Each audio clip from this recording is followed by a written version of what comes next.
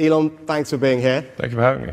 We feel very privileged. We're excited to have you. Right, so I'm going to start with some questions and then we're going to open it up. Let me get straight into it.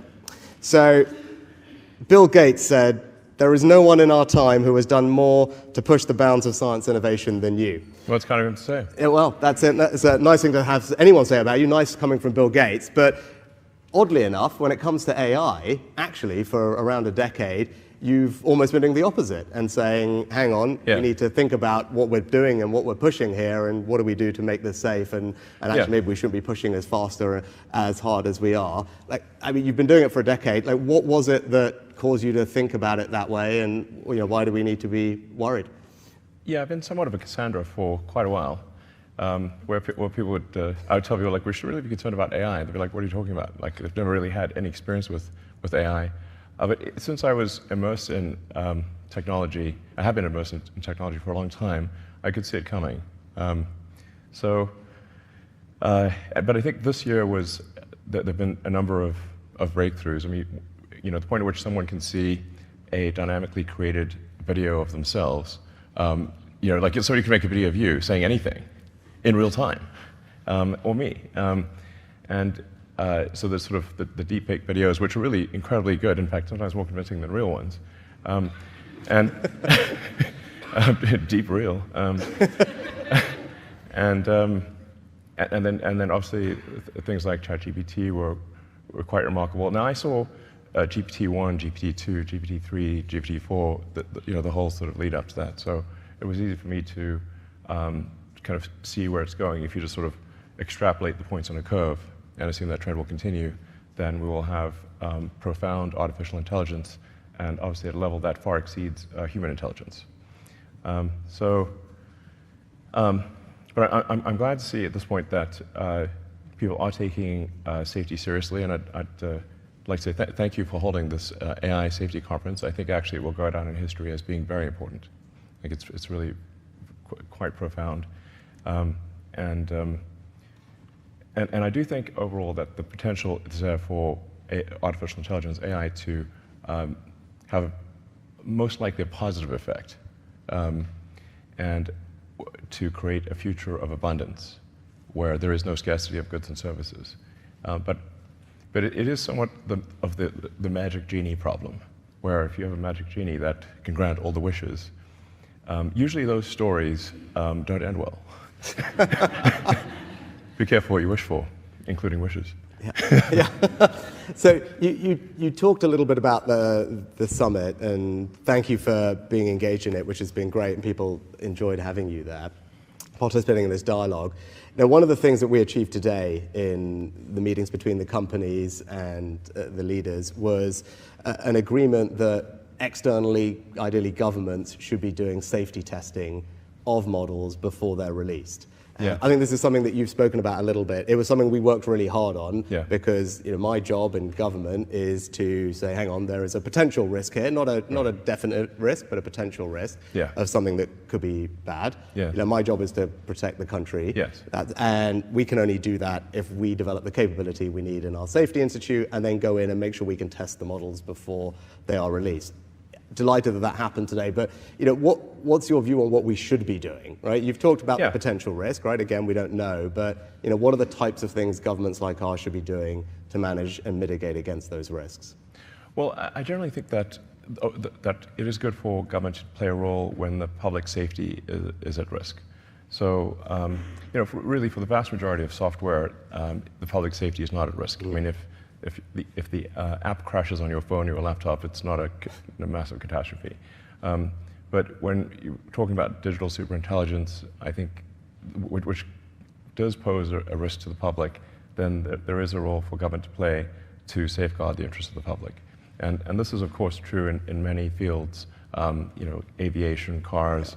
I deal with regulators throughout the world because of Starlink being communications, rockets being aerospace, and cars, being vehicle transport. So I'm very familiar with dealing with regulators, and I actually agree with the vast majority of regulations. There's a few that I disagree with from time to time, but 0.1% probably, or less than 1% of regulations I disagree with.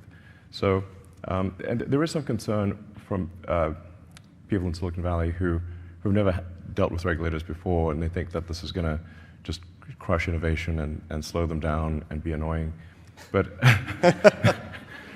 and it will be annoying. It's true. They're not wrong about that. But I think we've learned over the years that having a referee is a good thing.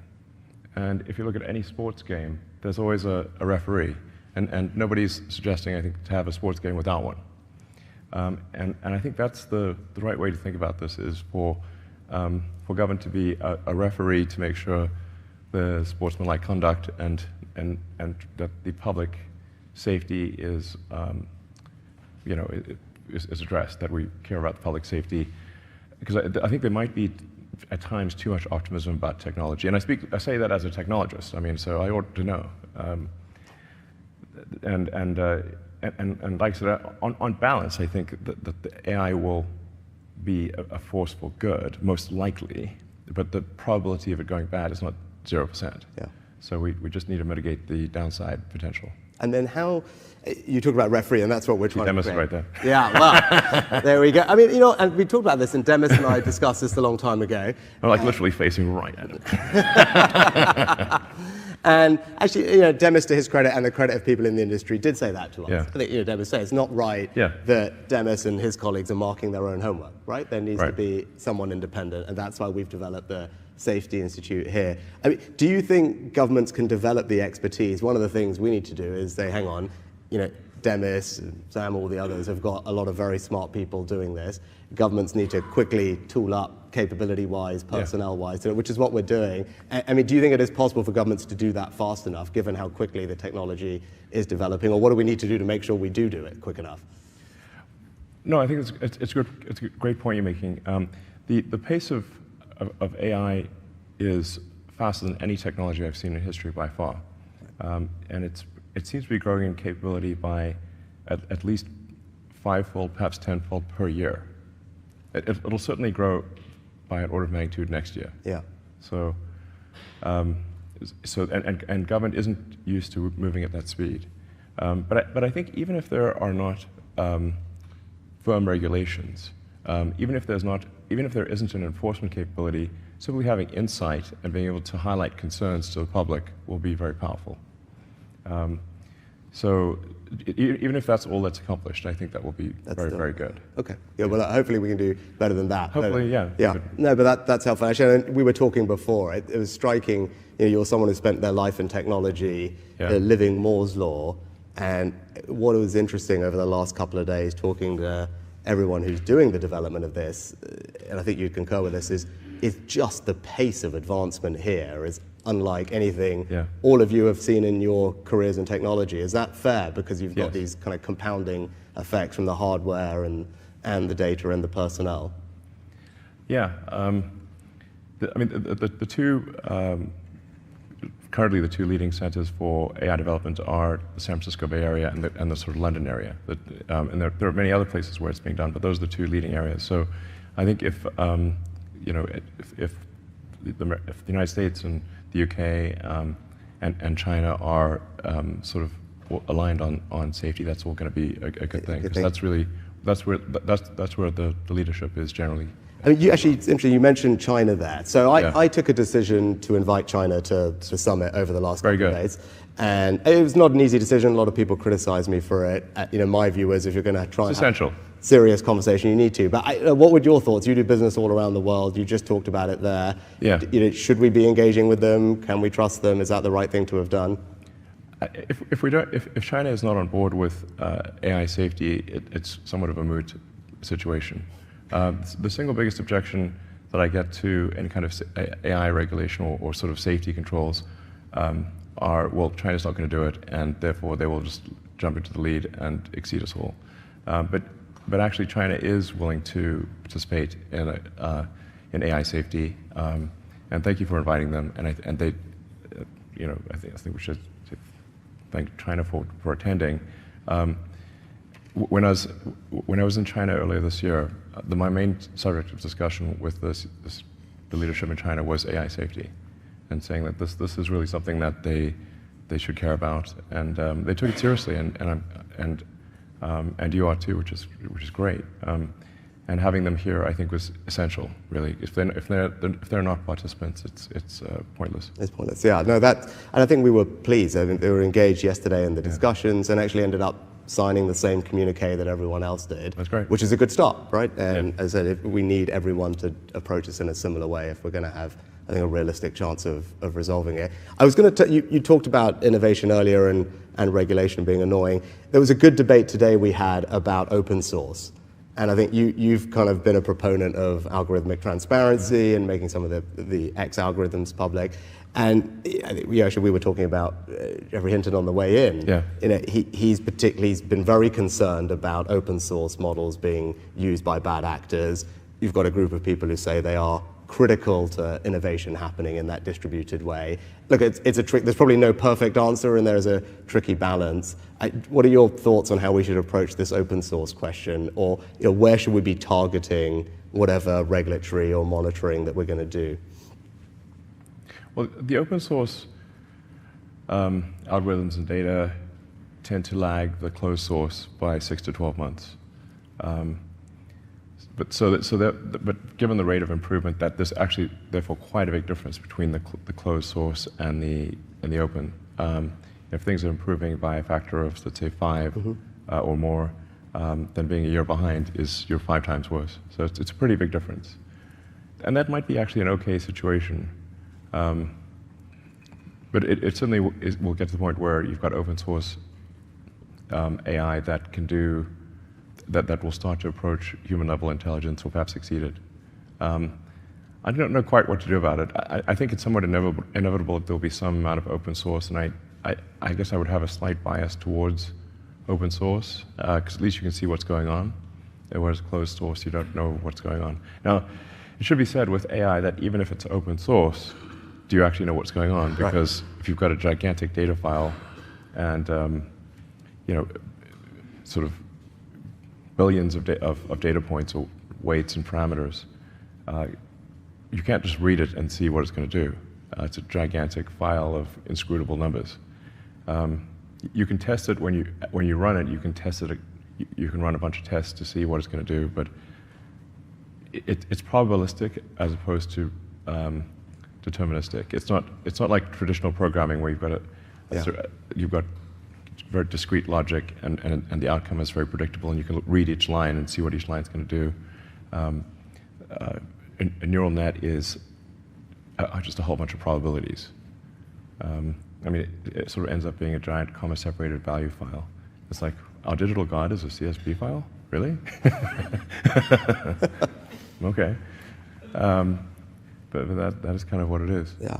No, that point you've just made is one that we have been talking about a lot because, again, conversations with the people who are developing the technology make the point that you've just made.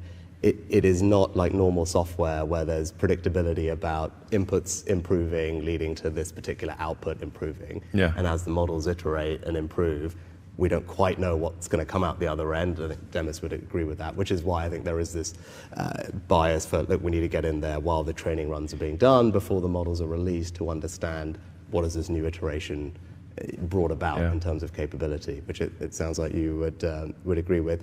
I was going to shift gears a little bit. You've talked a lot about human consciousness, human agency, which actually might strike people as strange, given that you are known for being such a brilliant innovator and technologist, but it's quite heartfelt when I hear you talk about it and the importance of maintaining that agency in technology and preserving human consciousness. Yeah. Now, that kind of links to the thing I was going to ask is, when I do interviews or talk to people out and about in this job about AI, the thing that comes up most actually is probably not so much the stuff we've been talking about, but jobs.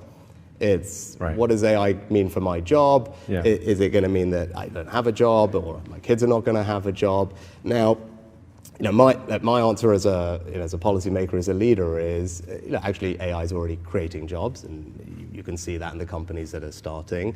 Also, the way it's being used is a little bit more as a co-pilot necessarily versus replacing the person. There's still human agency, but it's helping you do your job better, which is a good thing.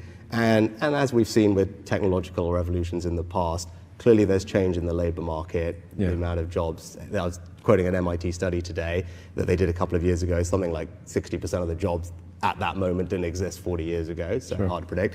And my job is to create an incredible education system, whether it's at school, whether it's retraining people at any point in their career, because ultimately if we've got a skilled population, they'll be able to keep up with the pace of change and have a good life. But that it's still a concern. And what would your kind of observation be on AI and the impact on labor markets and people's jobs, and how they should feel about that as they think about this? Well, I think we are seeing the most disruptive force in history here. Where we have for the first time, we will have for the first time something that is smarter than the smartest human. And that, I mean, it's hard to say exactly what that moment is, but there will come a point where no job is needed. You can have a job if you want to have a job for sort of personal satisfaction, but the AI will be able to do everything. So I don't know if that makes people comfortable or uncomfortable. That's why I say if you wish for a magic genie, that gives you any wishes you want, and there's no limit. You don't have this three wish limit nonsense. You just have as many wishes as you want. It's both good and bad. One of the challenges in the future will be how do we find meaning in life if you have a magic genie that can do everything you want. I do think it's hard, when there's new technology, it tends to usually follow an S-curve. In this case, we're going to be on the exponential portion of the S-curve for a long time. And you'll be able to ask for anything. It won't be, and we won't have universal basic income, we'll have universal high income. So in some sense, it'll be somewhat of a leveler or an equalizer, because really, I think everyone will have access to this magic genie. And you'll be able to ask any question. It'll certainly be good for education. It'll be the best tutor you could, and the most patient tutor. Sit there all day. But there will be no shortage of goods and services. We'll be an age of abundance. I think I'd recommend people read in banks. The bank's culture books are probably the best envisioning, in fact, not probably, they're definitely by far the best envisioning of an AI future. There's nothing even close. So I'd really recommend banks. I'm a very big fan. All his books are good. There's not say which one, all of them. So that'll give you a sense of what is I guess, a fairly utopian or protopian future with AI. Yeah. Which is good from as you said, it's a universal high income, which is a nice phrase, and it's good from a kind of materialistic sense, age of abundance. Actually, that it kind of then leads to the question that you posed, right? I'm someone who believes work gives you meaning, right? I talk a lot about that as a leader. I think work is a good thing. It gives people purpose in their lives, and if you then remove a large chunk of that, what does that mean, and where do you get that? Yeah. Where do you get that drive, that motivation, that purpose? I mean, you were talking about it. You work a lot of hours. I do. As I was mentioning when we were talking earlier, I have to somewhat engage in deliberate suspension of disbelief because if I'm putting so much blood, sweat, and tears into a work project and burning the 3 a.m. oil, then I'm like, wait, why am I doing this? I can just wait for the AI to do it. I'm just lashing myself for no reason. Yeah. I must be a glutton for punishment or something. We call Demis and tell him to hurry up, and then you can have a holiday, right? That's the plan. Yeah, no, it's a tricky thing, because I think part of our job is to make sure that we can navigate to that very, I think, largely positive place that you're describing. It is, I think, and help largely help positive, people through it between now and then, because these things bring a lot about change in the labour market, as we've seen. Yeah, I think it probably is generally a good thing, because there are a lot of jobs that are uncomfortable or dangerous or sort of tedious, and the computer will have no problem doing that. They're happy to do that all day long. So, it's fun to cook food, but it's not that fun to wash the dishes. But the computer's perfectly happy to wash dishes. And I guess there is, we still have sports like where humans compete in like the Olympics, and obviously a machine can go faster than any human, but we still have humans race against each other. have have these sports competitions against each other where even though the machines are better, they're still, I guess, competing to see who can be the best human at something. Yeah. And people do find fulfillment in that. Yeah. So I guess that's perhaps a good example of how even when machines are faster than us, stronger than us, we still find a way. We still enjoy competing against other humans to at least see who's the best human. Yeah. That's a good analogy. And we've been talking a lot about managing the risks. Just before we move on and finish on AI, is just talk a little bit about the opportunities. You're engaged in lots of different companies, Neuralink being an obvious one, which is doing some exciting stuff. You touched on the thing that I'm probably most excited about, which is in education. Yeah. And I think many people will have seen Sal Khan's video from earlier this year, his TED talk about, as you talked about, it's like personal tutor. Yeah, personal tutor, an amazing personal tutor. An amazing personal tutor, and we know the difference in learning. Having that personalized tutor is incredible compared to classroom learning. So if you can have every child have a personal tutor specifically for them that then just evolves with them over time, that could be extraordinary. And so that, for me, I look at that, I think, gosh, that is within reach at this point, and that's one of the benefits I'm most excited about. Like when you look at the landscape of things that you see as possible, what is it that you are particularly excited about? I think certainly AI tutors are going to be amazing.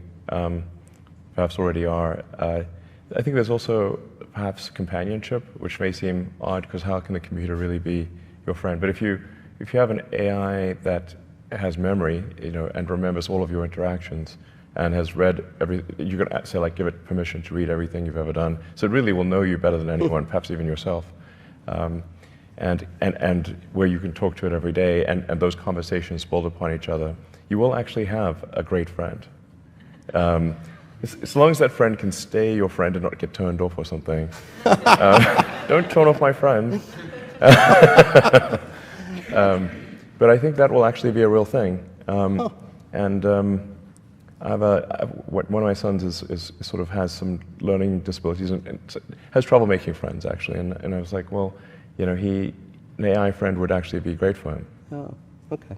That was a surprising answer, but it's worth reflecting on. That's really interesting. I mean, we're already seeing it actually as we deliver, psychotherapy anyway. Now doing far more by digitally and by telephone to people, and it's making a huge difference. And you can see a world in which actually, AI can provide that social benefit to people.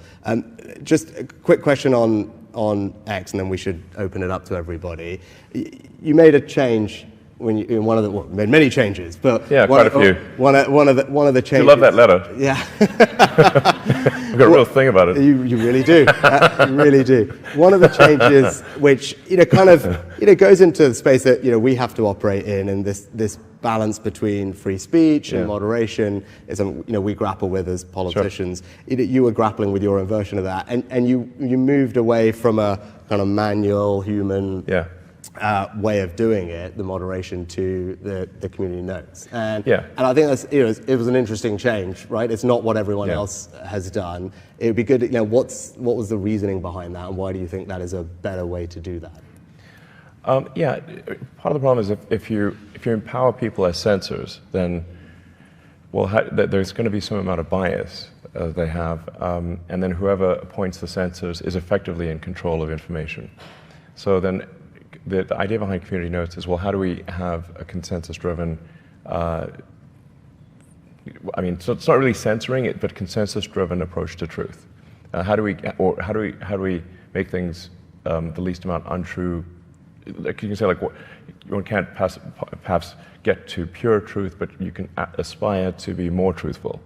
So the thing about community notes is it doesn't actually delete anything, it simply adds context. Now that context could be, this thing is untrue for the following reasons. But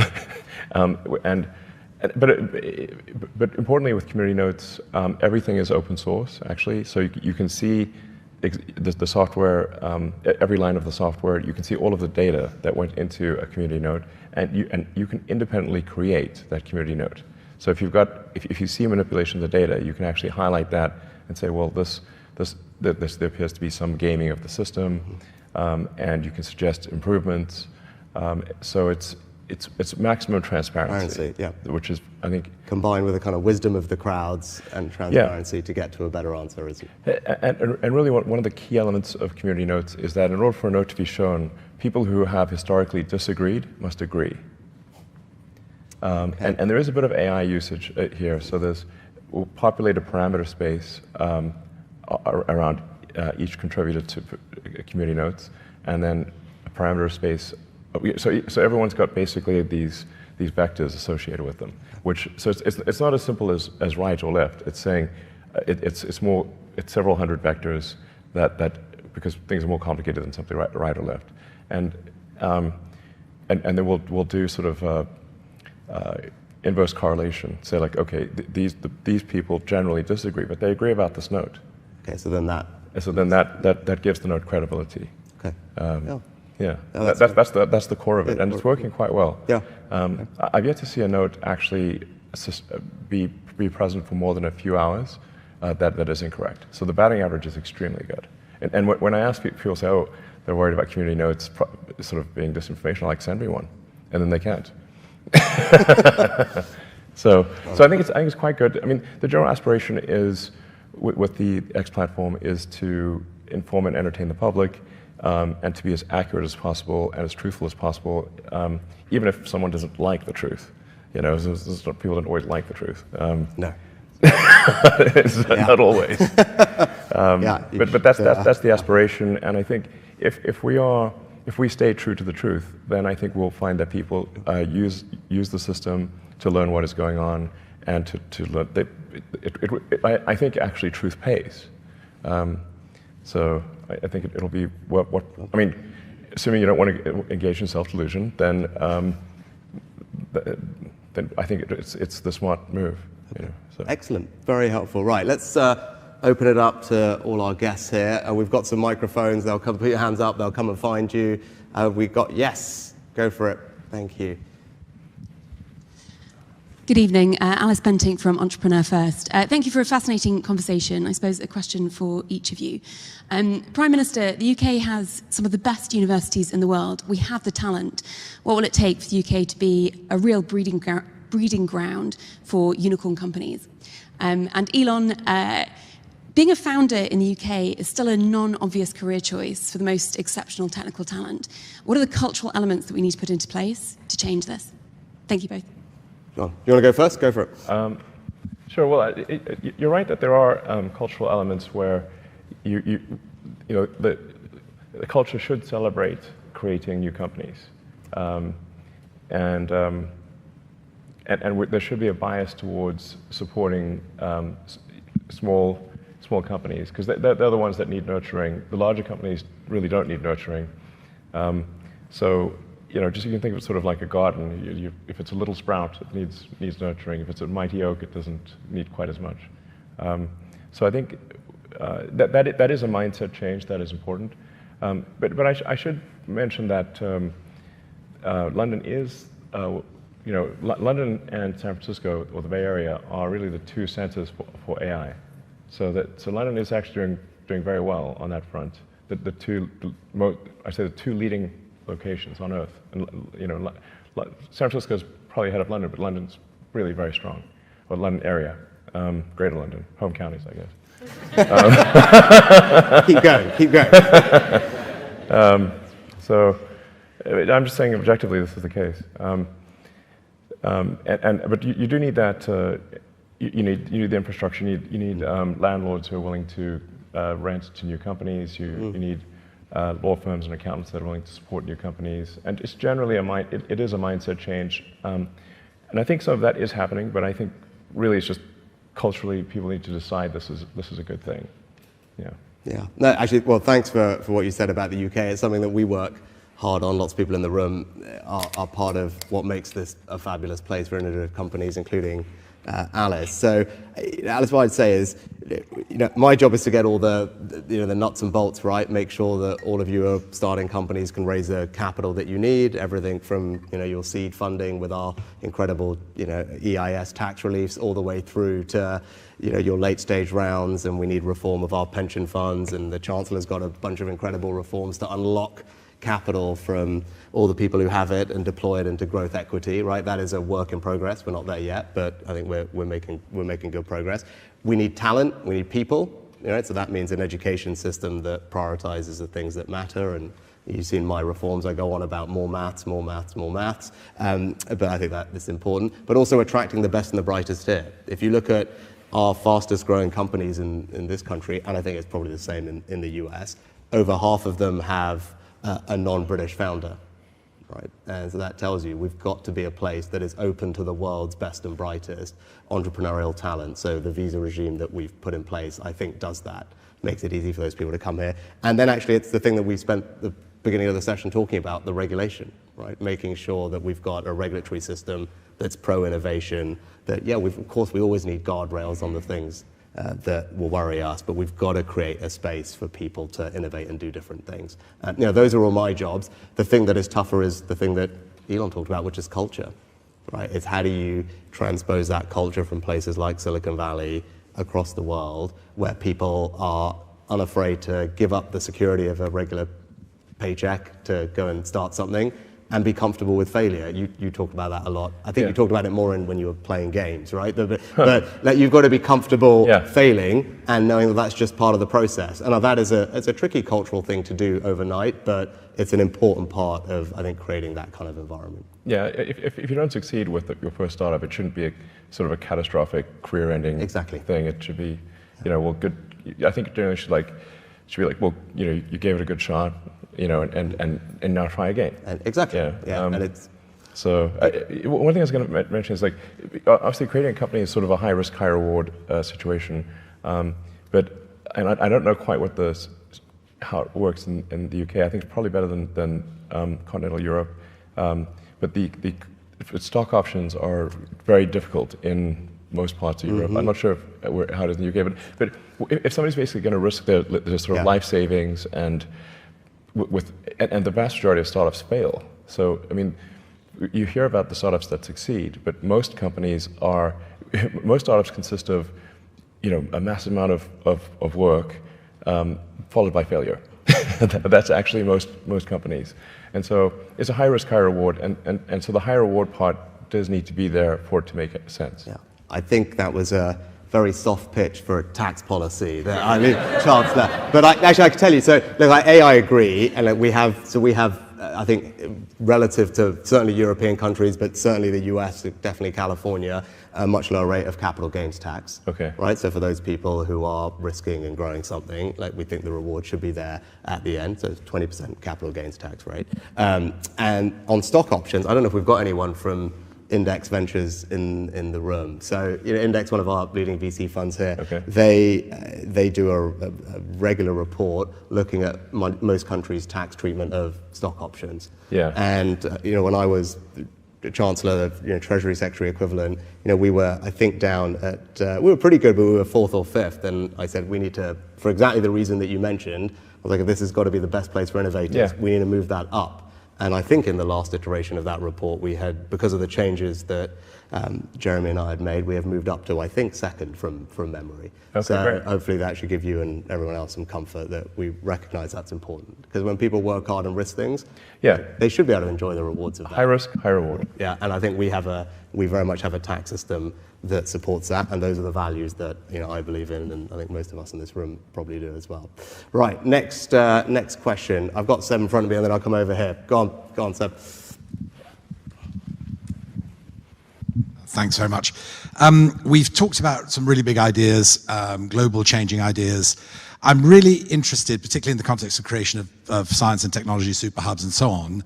How does that map onto the everyday lives of people living in, say, Austin, Texas, to choose one around you, or in my case, Nottingham, East Midlands? How do you see that evolving for people, every day? The sort of everyday effects of AI? Yeah. For context, Elon, so Seb runs our equivalent of CVS, right, or Walgreens. So, when actually I visited, right, so he's got millions of people coming in his shops every day, and it's making sure, how do we make this relevant? I think, Seb, is your question. How is this relevant to that person? Maybe actually, I'll go first on that, because I think it's a fair point. I was just going over with the team a couple of things that we're doing, because I was saying, how are we doing AI right now that it's making a difference to people's lives? And we have this thing called gov.uk, which actually, when it happened several years ago, was a pioneering thing. All the government information brought together on one website, gov.uk, and so you need to get a driving license, passport, any interaction with government, it was centralized in a very easy, relatively easy to use way. Better than most, yeah. Exactly. We're about to deploy AI across that platform. So that is something that I think, several million people a day use, right? So a large chunk of the population is interacting with gov.uk every single day to do all these day-to-day tasks, right? Every one of your customers is doing all those things. And so we're about to deploy AI into that to make that whole process so much easier. Because, some people will be like, look, well, I'm currently here and I've lost my passport and my flight's in 5 hours. At the moment, that would require, how many steps to figure out what you do. When we deploy the AI, it should be that you could just literally say that and boom, boom, boom, boom, boom, this is what we're going to do, walk you through it. And that's going to benefit millions and millions of people every single day, right? Because that's a very practical way in my seat that I can start using this technology to help people in their day-to-day lives, not just healthcare discoveries and everything else that we're also doing. But I thought that's quite a powerful demonstration of literally your day-to-day customer seeing actually their just day-to-day life get a little bit easier because of something that Elon Demis and others in this room have helped create. Yeah, no, exactly. The most immediate thing is just being able to ask, like having a very smart friend that you can ask anything. Right. Ask how to make something, how to solve any problem, and it'll tell you. And obviously companies are going to adopt this, so I think you'll have much better customer service, I guess, essentially. That'll probably be the first thing you notice. And then we talked about education. Yeah.